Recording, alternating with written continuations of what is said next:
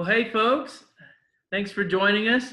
This is Coastal's update for everything that's going on with our building and budgets and advisory team. There's lots of information to communicate, and instead of trying to write you guys a small novel, I thought it would be helpful to cover it on video. And we've got some exciting images to share of the building and some cool things. So we're joined by a handful of folks.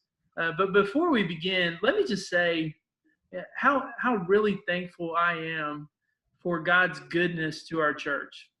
I know we've all walked through difficulty during this season, and 2020 has been a trying year for everybody, and churches are included in that. But even in the midst of, I think, some difficult circumstances, we've seen God show up in big ways. And one of the ways that I've seen God show up, and I'm so thankful for this, is in his providence and timing as relates to our church's future building. If you'll remember, about a year ago, we found out that our general contractor would be closing his business. And so we were in a position where we needed to kind of start the process over. And looking back, even though that was a setback in terms of timeline, we saw so many benefits from it. One is we now have a team of architects and builders that we have just an amazing amount of confidence in. And the finished product of the building that we're going to show you in the plans are really so much better than what we had before. And so I'm thankful for that. I'm also thankful in terms of the building timeline. So in our original timeline, our church would have been opening the facility this fall. And if you can imagine a church that's attempting to open a facility in the middle of a pandemic, that'd be really difficult. And it's not great timing in terms of inviting our community to come join us for worship. It's just not the best timing. So I'm thankful for that. And I'm also thankful just on a practical financial level where we've seen God provide for us in a better deal for our potential loan. The interest rates have dropped. And so it's really positioned us to be in a better place financially. And I think God's timing is just good. And so you're going to hear a little bit about that. But I just wanted to start off by saying how grateful I am to our church family and your patience as our team has worked through this process, but also give glory to God and his infinite wisdom and provision.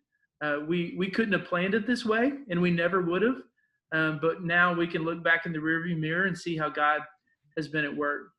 So Toby, tell us a little bit about who's on this call, and then we'll jump right in. Yeah, so today we have with us our architects, Mark Todd and Jonathan Old.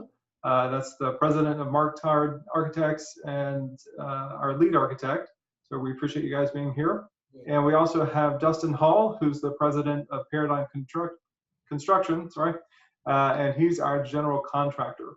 As well, we've got Bobby Louie, who's on our advisory team. He's the chairman of our building committee, our building team. And we have Tad Lewis, who is our construction manager.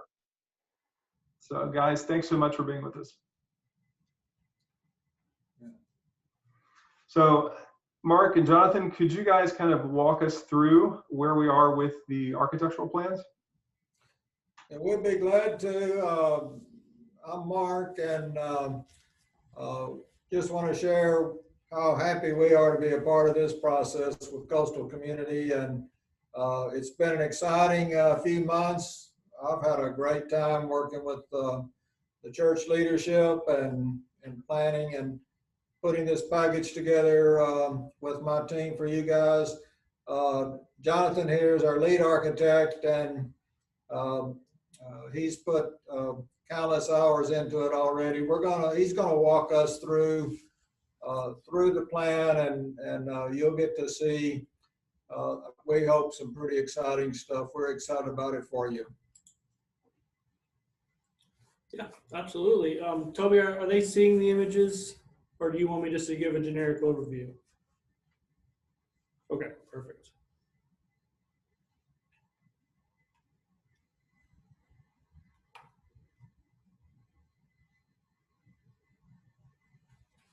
So this is the exterior of the building here at 23rd and Avenue M. You can see the existing Buick logo and the Buick emblem there on the corner with the new Coastal logo right next to it. So it's been a very interesting project for us, taking this reuse of what has been so many different things over the last almost 70 years now, and in this corner that has seen better days, and bringing a real light to the community through the church. So it's been a very exciting project for us. And so, as you can see here, the existing Buick emblem and logo stays as a nod to the history and as a nod to the past, as well as your nice new logo next to it to show the new path forward. We've reclad the corner of 23rd and M Street into a new facade with new paint colors, some vibrant colors to help. We've worked with the committee to come up with some colors and some designs that really give the building a new life and really bring out some of the coastal values into it. So this is, like I said, this is 23rd and M. For the most part, we've added some new windows to what will become the Cove area. Those are the windows you're seeing there in the corner. And then off to the left and kind of back around towards M, a lot of the original concrete building stays in place with the new finish, and will be all cleaned up and touched up. So if you want to go to the next one, Toby, this is what will become the new entry to the church, the main entry to the church. There will be an entry off of M Street, but this will really be the corner off of 23rd, where we've got your main entry point. We've got a new logo here for you guys. We've got a covered drop off, a long covered drop off, so you guys will be able to drop off. And we've got as many parking spots as we can get on the side for you guys. And then we've got a little feature piece bump out here on the corner where we're showing a slogan for now, and whether that stays that way or not is in process. But there's a piece for you guys to showcase and put some wordings or put some graphics out to the community as well. So you can go to the next page, Toby. And these are the elevations of all four sides. So as we talked about, the one largest and on the bottom is your front elevation. It's right off your parking, and as you see, we've got two entrances to the main entry foyer. One of them kind of the more dominant, but you've also got another one. And we've got some windows to bring some light into the foyer. And as you go to the right, where we have the second story, we've actually raised part of the roof. About a quarter of the roof on the project has been raised to allow you guys to have adequate office space and to bring some light into that office space on that side. So we'll get more into that in the next couple slides. So the rest of it is the elevations. We mentioned we've kept the elevations fairly clean and simple. Like I said, we put a new vibrant color to help you guys stand out among the community and draw attention to you guys. So we can go to the next page, Toby.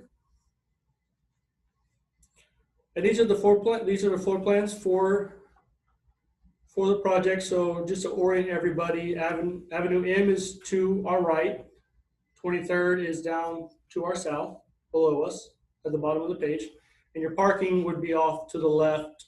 So your main entry is about midway of the left wall. You come right in there. There's a welcome desk right into that entry that will welcome everybody, be your point of contact. To the left of that, we've got a coffee shop and a little hangout space for the mornings for food and beverages. And then obviously behind all that is your main sanctuary, which we've reoriented from the previous design to help better. We've got two columns that are in there. So we believe this design is going to help minimize the effects of those columns and give you guys the most usable space. So that's a tweak from the previous design. And then back behind the coffee bar is your mother's room and a family restroom as well. And as we go to the bottom side of the plan, it's going to be your reef and your cove rooms, as well as your main restrooms immediately off to the right. But as you go towards the cove and the reef rooms, you'll have a central check-in desk where everyone can check in with two controlled entrances into the cove, one into the cove and one into your reef room.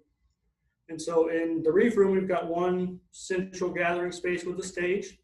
And then we have four rooms off of each one of those for individual spaces. And they've got their own set of restrooms in that suite as well.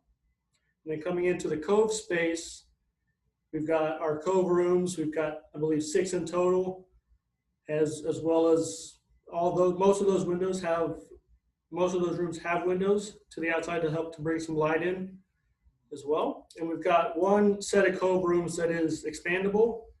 It's got a movable partition in the middle to allow it to be 2 separate rooms or to enlarge into one larger room. And each one of those cove rooms has their own or shared restroom as well for the kids.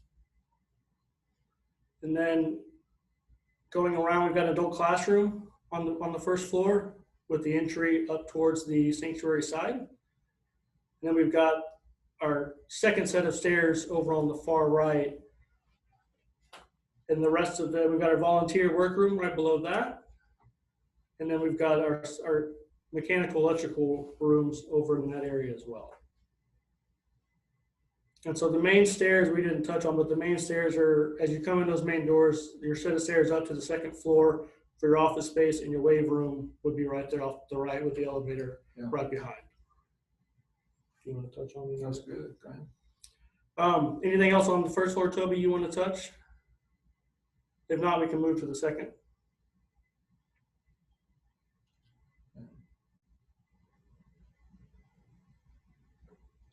We're good. Okay, if you want to move to the second floor. Well, this is just a quick axle of the first floor to give you guys a little bit of idea of how the space interacts. You guys can look through that, but it's all the information we just spoke about. You can go to the next page, Toby. And this is our second floor. So the sanctuary space is open all the way up. So it's about a 16-foot ceiling to the ceiling clouds that we have proposed in there. And on the second floor, the original, what we have is the wave room. So as you come up the main stairs in the elevator and you go down the hallway, that's our wave space. So the wave room has their space up there. They're connected to the stairs down, as well as a set of restrooms up on the second floor as well. And then right off of those restrooms, we have our security and production areas. So we have the ability to see into the sanctuary, both from security and production, as well as for security to be able to look out towards the entry foyer as well. And then as we go to what is the lower left side of the plan here is the new office space. So this is the area where the existing roof gave us about a 7 foot, about a 7 foot head height in here. And so we've taken and raised that roof to make this usable space.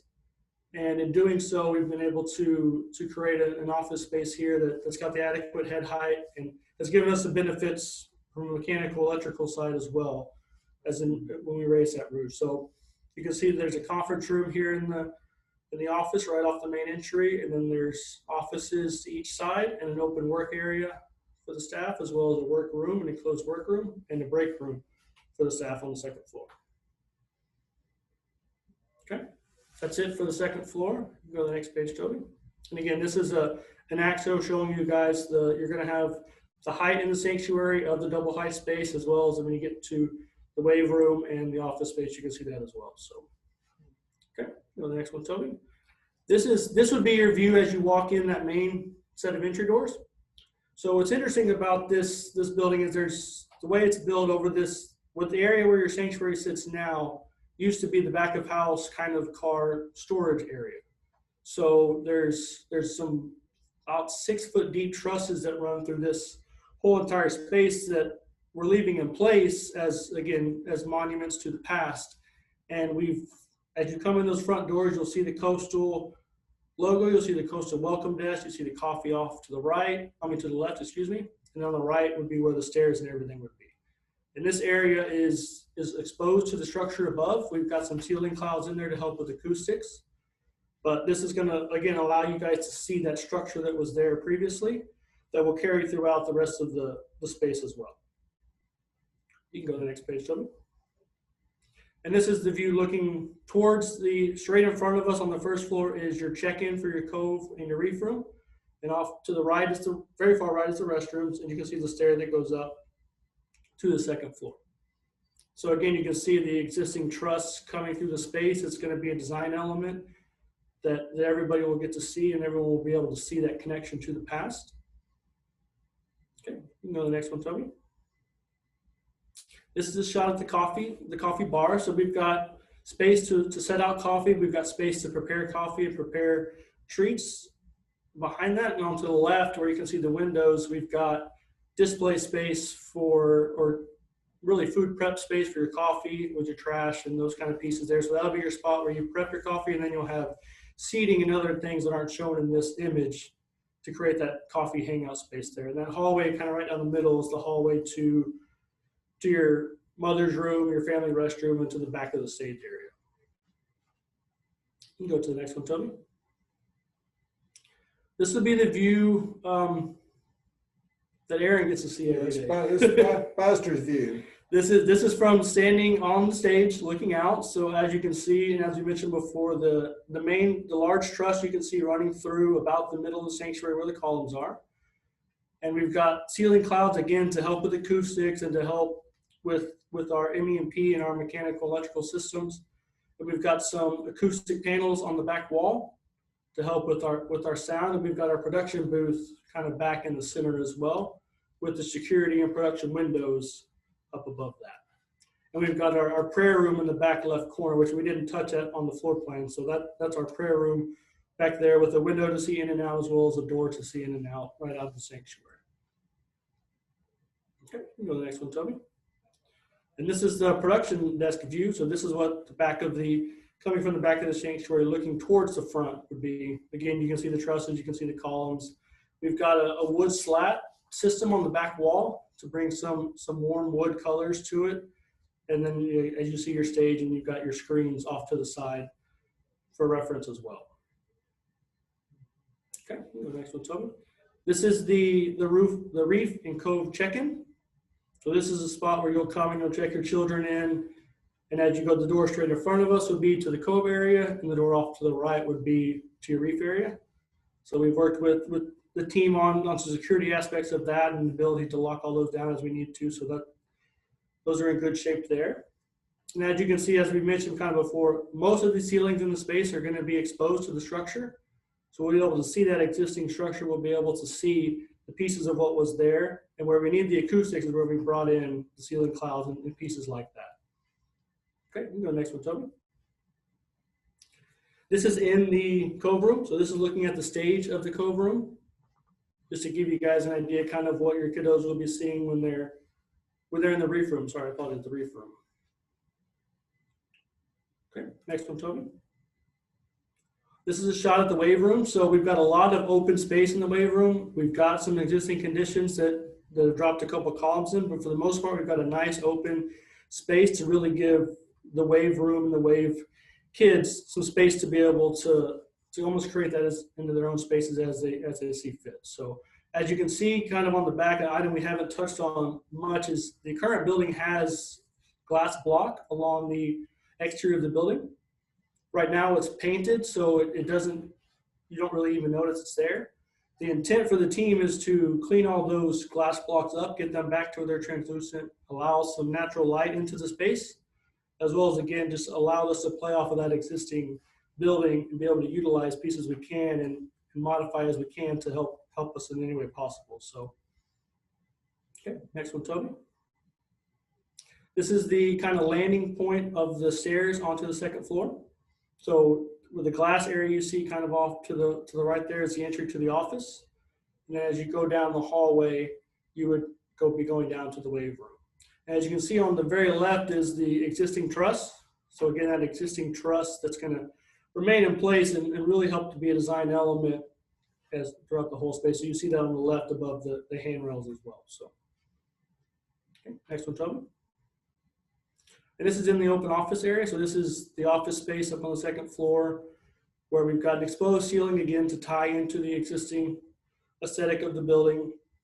And this will be the space where we've got windows out into the foyer. So during the work week and things like that, they'll be able to have visibility into the foyer from the office area. Okay, next one, Toby. This is a cove classroom here. So what you'll notice here is, again, we've got the exposed joist for the floor above. We've got our ductwork running tight against the exterior wall. So we've got the structure exposed. We've got the HVAC work tucked away, and then we've got the windows where you can see where we're bringing some light in. But the bottom of those windows start at 6 foot, so they're secure windows, but they're allowing some light in to the kids' space as well. So this is a typical cove classroom here. Next one, Toby.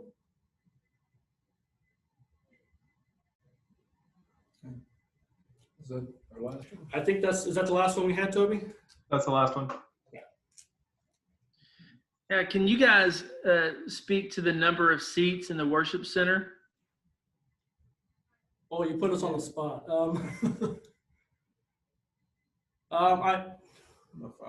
I want to say it's 5 in the low 500 range. I can give it to you for sure, Aaron. I just on the top of my head, I don't have it. So, I mean, depending on probably chair placement, we're looking at between 5 and 550. Isn't that what you guys have told us? Correct. Yeah, that's absolutely correct. And we took up a little bit of the seating with the prayer room and some circulation back there, but yeah, then that 500, 550s are going to be pretty comfortable for you.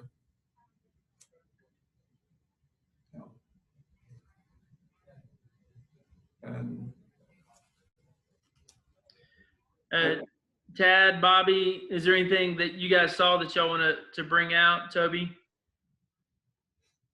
in terms of the floor plan? Aaron, the only thing I would add to what Jonathan said on the second floor in the administrative office, I think it's kind of cool that from that main working area, you can see down into the foyer. So that kind of gives you a good view when you're working. You can look down into the foyer main entry area. So that's a pretty cool feature also. right. And I'll tell you, as a church family kind of has a chance to look at the plans and see what's going on, there's 2 horizontal lines, one running through the worship, one running along the lines of the office workroom windows, left to right. That's where the large, deep beams are. That'll be a fairly predominant feature in the building and really the aesthetics of it all. So it worked out pretty well. Yeah, and I was going to say, also, I like the way that Jonathan has put those clouds, and Mark and Jonathan put the clouds in that back in the sanctuary area, and then also hopefully in the foyer area, just kind of breaks it up and gives it a nice view and the acoustic part. So I think that looks really nice too. Yeah, and I want to point out too, one of the things that we paid close attention to was the need for security and the flow of foot traffic throughout our building. And you guys did a great job in protecting that and making sure that this facility is going to be really well designed to keep our folks safe. You bet. Absolutely. And we're real excited, being from up north here, we're real excited about the baptistry being located only 6 or 7 blocks away. So we love that. That's right. We've got our beach one, and then my parents live next door in the house next door, so we call that the parentage. And maybe sometimes I'll get them to open up their backyard. We can do a pool baptism sometimes next door. Great. All right. Well, thank you guys. Dustin, let's talk a little bit on construction now. All right. Excellent. Can you guys hear me okay, Aaron? Yeah. All right. Excellent. Well, first of all, what a great opportunity to breathe new life into such a great structure right in the heart of Galveston. And give the Coastal family a new center of worship and outreach. One thing that's really unique about this structure, the bones of the structure are in such great shape, and it's such a neat building. So to be able to breathe new life into it is certainly exciting. So we've been working alongside the design team and the engineering team to ensure that, you know, these structural elements that look really neat pose a little bit of a challenge in many situations to pull that off and still make it look good and work around existing structure heights and all of that, and keep things cost effective. And so we've done a number of pricing exercises over the past couple of months and work to ensure that we're keeping the project in budget. We've partnered with the MEP design build firms to do kind of a design build, design assist arrangement to ensure that the systems that are going into the building are cost effective, but will also be very durable and will last the church a long time. We're working with the design team to ensure that the building is brought up to current codes, everything from energy codes to accessibility codes and all of that. And so we've made some tremendous progress over the past few months towards keeping the project in budget and meeting all those things. We've had a number of meetings with the city and continue to work through all of that. As we sit here today, we've uncovered roughly $420 some odd thousand in value engineering savings, while still maintaining the design intent and ensuring that the building will last you guys a very long time. As we sit here today, we're a week or two away from having the final design drawings, which will include the civil engineering drawings and all of the things necessary to go in for final permit.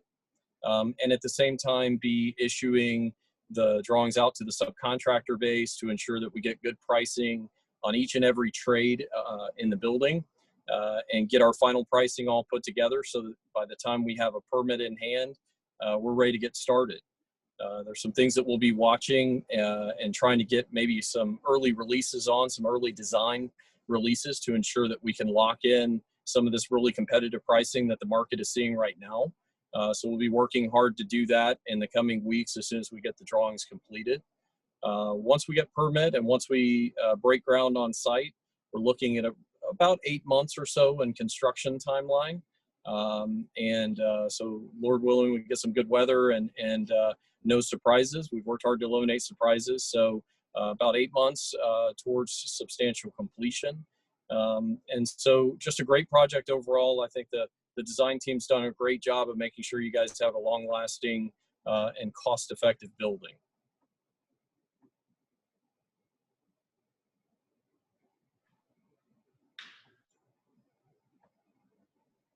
So Dustin, let's talk a little bit just about price.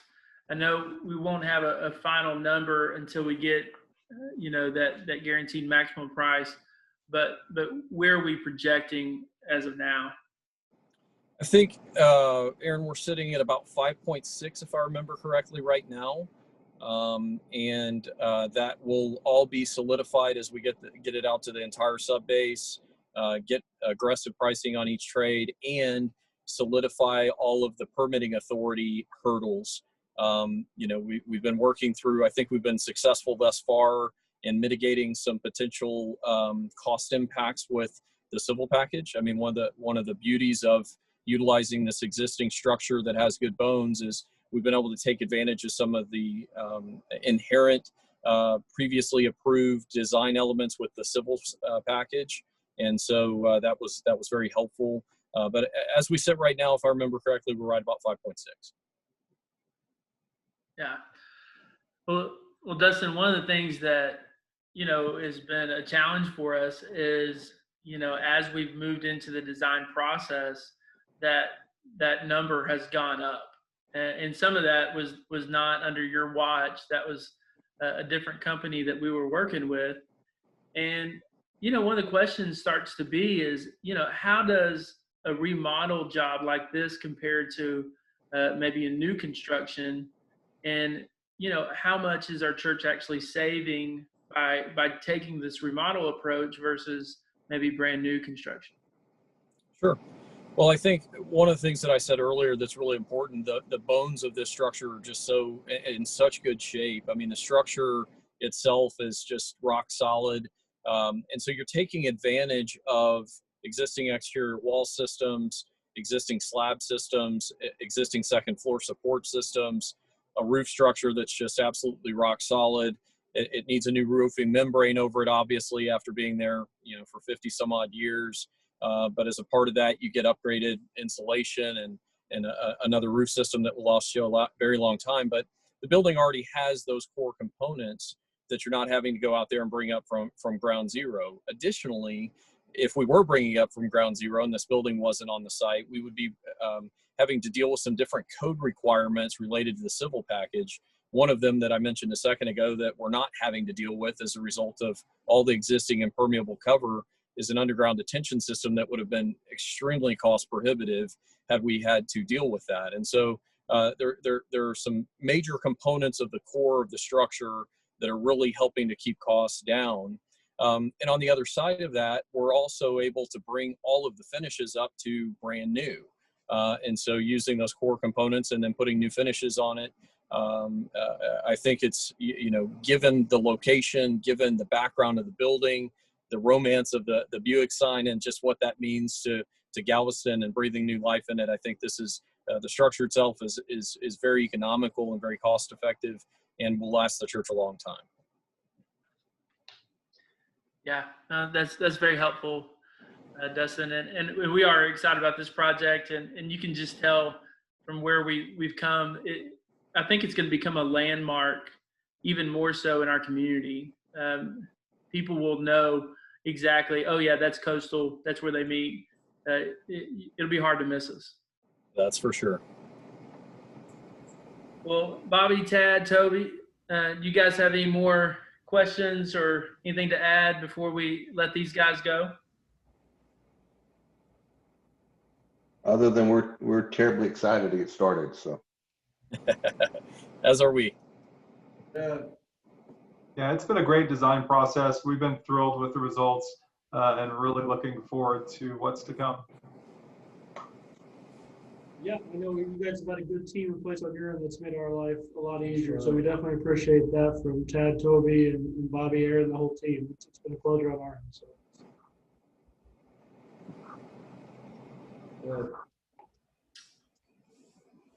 Well, cool. Well, guys, we're gonna continue on with our meeting and cover a couple other agenda items for our church. But we appreciate you taking the time to walk us through this content, and appreciate all your hard work. It's good to see everybody. Yeah, thank you guys for your time. Wow. Yep. Have a good weekend. Okay. You too.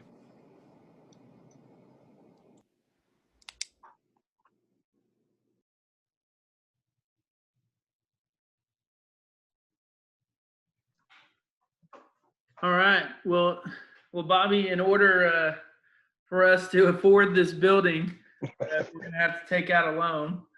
And yes, we are. And so you've been part of this process, not only on the building side, but also as a longtime member of our advisory team.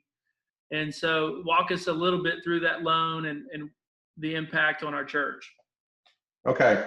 The loan will be with the Southern Baptist of Texas Foundation. It's roughly 5 points. My phone would ring at that very moment, but should go silent. So it's about 5.65 is the maximum amount of loan that they have already agreed to. It's a 30-year term at 4.63%, which is substantially lower than I think what we were looking at a year or so ago. Is that correct, Toby? What were we looking at a year or so ago? We were at 499. 499. So it helps. And the estimated monthly payment is about $29,000. And from the standpoint of how this affects the church from a cash flow standpoint, we will be making interest-only payments up and while we're doing the construction period, and that is anticipated to end late sometime in the fall, which we will now commence with loan payments, and those should start in October 2021. Starting in 2022, this will add about $350,000 a year to our annual budget.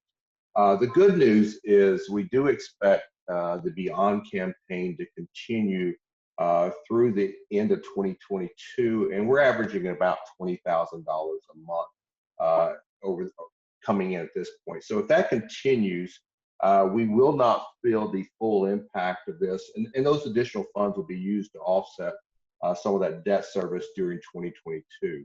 So with that, we will not feel the full impact of the loan until 2023, at which time we expect our budget, the increase in church size, hopefully a stabilization in the economy, we will have adequate room to manage the debt service. So that kind of lays out that it doesn't really affect us from a significant cash flow perspective until 2023. Additionally, there are some additional resources that could help us whittle down the term or the balance of this note. One could be the disposal of the Winnie campus. Obviously, we will no longer have a significant need for after we move into our new building. And there are multiple potential grants out there that could be used to retire some of this debt. I know Aaron and Toby are working on those at the appropriate time. They will seek those, but those are additional sources that we do believe will come in, or hopefully come in, and reduce our balance on this note. Okay.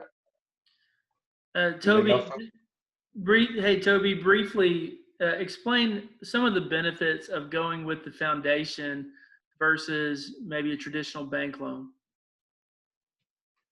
Yeah, so the Southern Baptist of Texas Foundation is part of our convention, our state convention, and they've been just exceedingly helpful and willing to work with us. In addition to that, any proceeds that they make, so any profit that they make out of this process goes back into funding ministry. So instead of funding a bank, we would be funding ministry with the money that we pay to them. They're also willing to advance payments back to us. So if we found ourselves in a position where we needed to draw on a loan again, we could do that, which would be helpful. We don't anticipate needing to do that, but that option is available for us. And one of the big things is that they're very flexible with us. They want to see us succeed in ministry and to do well. And so they're willing to help us in whatever way that they can to make that happen. Yeah, I mean, Toby, this is what they do, right? I mean, this is they're not a commercial lender. They lend to churches, and that's significantly different. That's correct. Yeah, they have a completely different philosophy on why they're doing this. And there's no prepayment penalty, as we're able, because even though it's a 30-year loan, our expectation is that it wouldn't actually take us 30 years to pay this off. Yeah, that's correct. So guys, what we need to do is, in order for our church to take out a loan, the members of our church need to approve it. And so one of the things that we're going to be asking our church to vote on here in November will be the approval of this loan. And upon receiving that approval, then we will finalize this agreement with the foundation. All right. While we're talking about money, let's talk about 2021 budget. Toby, tell us a little bit about that. Yeah, so the second thing that members will get to vote on this year is our 2021 budget. And you guys are used to this, hopefully, because we've done this every year. But we're looking at about a $1.38 million budget estimate for next year. And that's a slight decrease over last year. It represents a projected giving of about $115,000 per month. And our budget is divided into 9 broad categories that align with Coastal's mission to help people know and follow Jesus. And our top categories in this budget are evangelism, ministry, personnel, and facilities. And we'll make this information available offline so that you can review it. You might wonder how we arrive at our budget. Coastal has taken a very conservative approach to budgeting every year. And we base our current budget off of the prior year's receipts. So whatever we take in for one year, that's what we use for budgeting for the next year. So our budget is a good faith estimate of what we think ministry will cost in the upcoming year. And our advisory team takes this budget and reviews it before we put it to the membership. And so it gets their stamp of approval. They also have the authority to revise that budget if necessary. For example, this year our receipts were down because of COVID. It was crazy, 2020. And so we made a mid-year correction and we reduced our original budget to reflect our expected receipts and try to control our expenses. And so that was very helpful. And this approach has allowed us to build a cash reserve and put us in a much stronger financial position moving forward. Yeah, so if you have questions about that, please reach out to Toby. But that will be something that the church needs to vote on, is our annual kind of best guess estimate of what we anticipate spending for our budget for the next year. Hey, speaking of advisory team, so one of the roles of the advisory team is to provide perspective and guidance to our church as a whole, but also it's the accountability for me and for our staff. And they help with personnel decisions. They help with policy. They really are a valuable group of volunteers. There's 7 members of our team. We've got 4 men and 3 women who serve on that team, and they serve 3-year terms with the ability to re-up for a second term. And one of the members of our advisory team, Mike Bird, has served faithfully, has been a key part of that team. But he and his wife Peggy now live in Houston, and so we miss those guys, and so we have an open spot on that team. And so we are nominating Tad Lewis to be part of that team, and we're looking forward to having Tad. So Tad, you've been a big part of our building team, and is also a community group leader. I know lots of folks in our church know you, but just briefly tell us a little bit about yourself. I will, Pastor. Thank you. My wife Sherry and I moved to Galveston full-time in 2017, and we became members of Coastal, and have really enjoyed getting involved in the ministry. We teach in the Cove, and we lead a community group, a great group of people on Thursday nights. So we're involved in that, and then of course been a lot of fun helping out on the building committee. My background's construction, so it's been kind of nice to stick my toe back in the water of the construction business. I retired in 2018. So anyway, I'm excited about the call.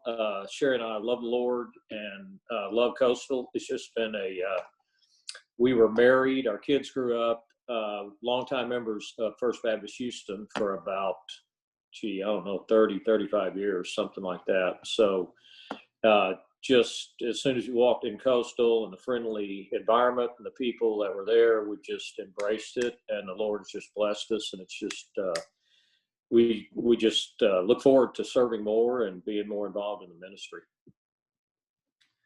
Yeah, Tad has really been invaluable. Toby and I have remarked several times, church, you guys have no clue the hundreds of hours that Tad has invested working with our building team, going over plans and meeting with contractors. And so we're so thankful for him and their faithfulness to our church, and really feel like that Tad will be an asset to that team. So thank you, Tad. And your name's going to be on that ballot coming up this month. So we appreciate that. Yes, sir. All right. And then finally, the last thing I have is just a little bit of an update kind of church-wide on where we're at. So this fall, we have not met on Sunday mornings. Instead, we've recorded on Thursdays, and then we've had watch parties that have met throughout the weekend. And the response has been really pretty solid. We've had over 20 different watch parties meet. Some of them are pretty small, in-home kind of watch parties. But then we also have some larger watch parties, met in front yards, and even one in a funeral home. And so that's been successful, and we've been able to engage people this fall that I think that we probably would not have been able to engage otherwise. And so I'm thankful for that. We've had some new people come to faith in Christ this fall, which is always a big win. It's why we do what we do, to help people know and follow Jesus. So we give God praise for that. And we're thankful for the season we've been, even in the midst of, hardship. We've seen God prove faithful. But that being said, it was never our intent for this to become like our permanent strategy. We said from the very beginning that we felt like this was a time for us to go into the neighborhood and take a very aggressive approach. And that's what we've done. But we also recognize the value in corporate worship and plan to get back to that. So, we've had some worship night events. We've had some family events. We just got through with Candy Jam last week, and that was great. So we're thankful for all those types of in-person gatherings. But the plan really is to get back to in-person worship sooner rather than later. When is that going to happen, and where? Well, that's the big question, right? So to answer the question when, I would say a big part of that is I think we will begin to meet at the end of this third wave that we're seeing. It's very likely here in November, December, January, we're seeing a rise in COVID cases. And so the timing of it doesn't feel right to go back just right now. I don't think that is the right kind of moment to do it. So I do think it'll happen after the first of the year, and we'll be looking at that. The other thing kind of related to this is we've got to figure out where. And at this point, we don't know what that looks like. That same, uncertainty that we're dealing with, pretty much everyone else is dealing with as well, including our school district. And so they have not given us a no, and they have not given us a yes on whether or not they would allow us to come back. They gave us a maybe. And so we'll see. So we are looking at alternative places for where we could gather. And right now we don't have anything solidified, but we do have some really solid leads that I'm excited about. And so just know we are praying about it. Our leadership team, our advisory team, we're watching this closely. And at some point, hopefully in the next few months, we should be able to make an announcement of when we would get back to our Sunday morning gatherings, not only for adults, but also for kids as well. So looking forward to that. Just keep praying for us. These are challenging times to be a leader, but I'm thankful for God's wisdom. And Book of James tells us that if we need help, when we need God's wisdom, that all we have to do is ask. And so that's what we're doing, is asking God to give us the leadership and direction that we need as we move our church forward. So guys, I know this was tons of information to cover. So thank you for joining us. If you have any questions about these topics or others, you can always email us at info@discovercoastal.org. And we would be glad to touch base with you or just touch base with me or Toby directly. But man, we appreciate you guys. Bobby, Tad, thank you so much for joining us. And I think we're it. Toby, do you have anything else? That's all I've got for now. All right. Well, thanks, guys. And we'll see y'all soon.